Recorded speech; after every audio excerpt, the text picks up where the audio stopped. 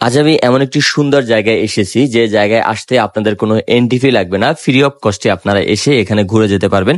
ভিডিওর টাইটেল দেখে আপনাদের হয়তো মনে হতেই পারে যে আমি মিথ্যে কথা বলতেছি অথবা বানিয়ে বানিয়ে কথা বলতেছি। না বন্ধুরা, আমি মোটেও মিথ্যে কথা বলতেছি না।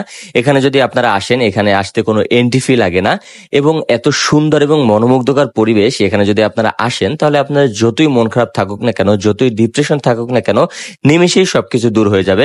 এবং সব থেকে বড় কথা হলো, আমি যখন এখানে এসেছি একটু পরেই বৃষ্টি শুরু হয়েছে।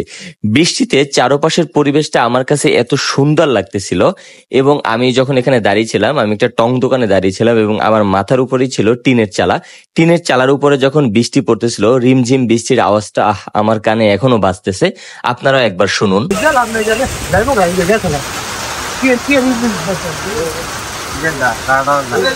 বৃষ্টি থামার পরে আমরা চলে আসলাম এই ঝিলের কাছে। এই ঝিলে এখন আমরা নৌকা বাইবো, নৌকা বেয়ে বেয়ে পুরো ঝিলটা ঘুরে ঘুরে দেখবো।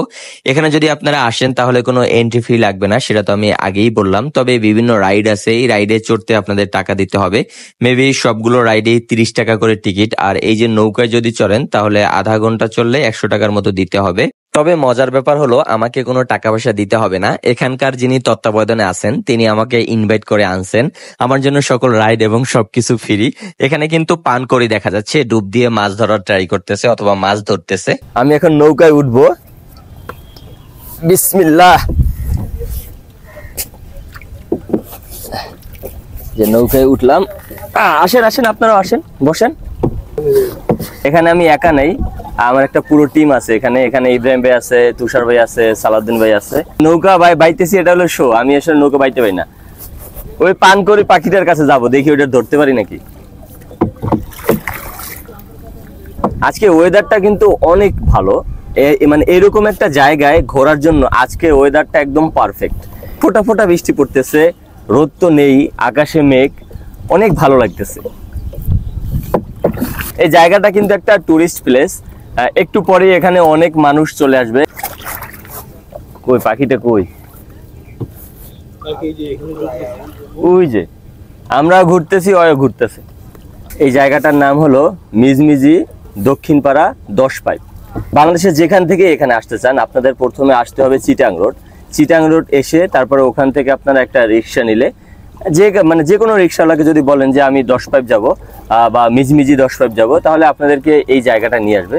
যদি বলেন যে মিজমিজি 10 পাইপ মেলায় যাব বা বিলে যাব, তাহলে কিন্তু আপনাদেরকে এই জায়গায় নিয়ে আসবে। এটা কিন্তু মোটামুটি খুব ভালো এবং পপুলার একটা টুরিস্ট প্লেস। এখানকার যারা স্থানীয় লোকজন আছে বা আশেপাশে যারা আছেন, তারা সবাই এই জায়গাটা চিনেন, এক নামে চিনেন, মিজমিজি 10 পাইপ।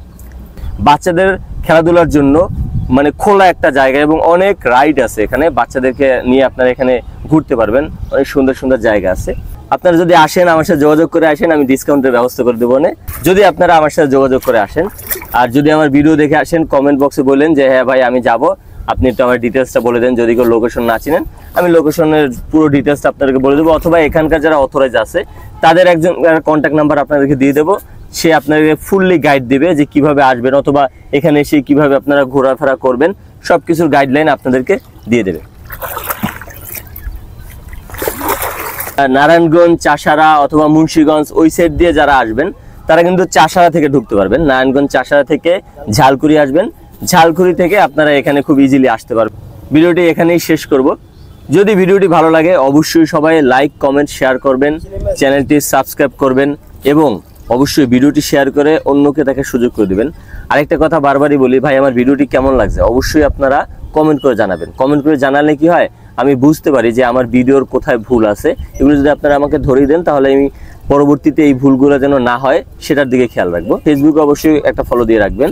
দেখা হবে অন্য কোনো ভিডিওতে। আজকের মতো টাটা, বাই বাই, আসসালামু আলাইকুম ওয়া রাহমাতুল্লাহি ওয়া বারাকাতুহু।